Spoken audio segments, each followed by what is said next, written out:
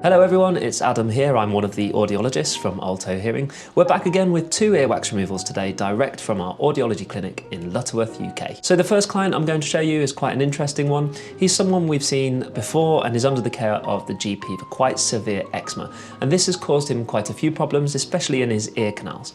Now, on first inspection, you look at these ear canals, and as an audiologist, I'm straight away thinking, what's going on in here? Which is why it's important to have a full understanding of medical history when going into these procedures.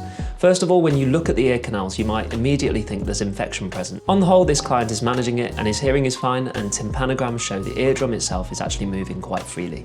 But today, this right side was blocked up pretty badly with a buildup of earwax. Now, this has taken 11 months to build up since we last saw him to this level, and his hearing was poor and tinnitus was up. Anyway, the bulk of it came away with a bit of microsuction, and we just tidied it up a little bit and we have a really clear view of the eardrum. The customer was absolutely thrilled, and we'll be keeping a close eye on this one alongside the other medical professionals looking after it.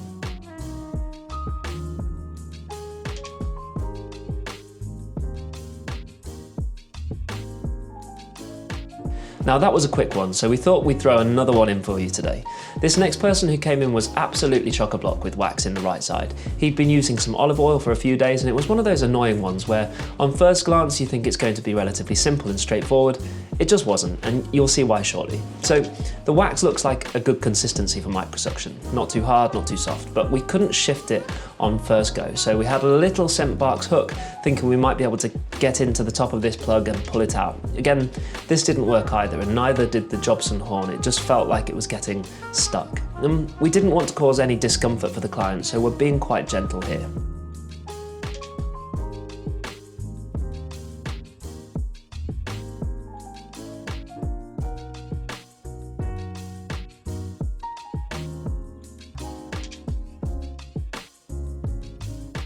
Back in with the microsuction, and we're moving it a little here now, and you can see there's quite a lot of hair and wax all mixed together.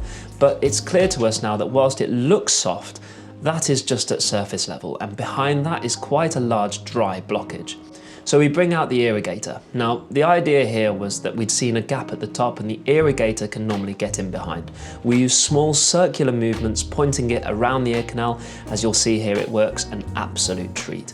We couldn't believe the size of the plug that came out. It was absolutely huge, but we had one very happy customer after this, and you can see why.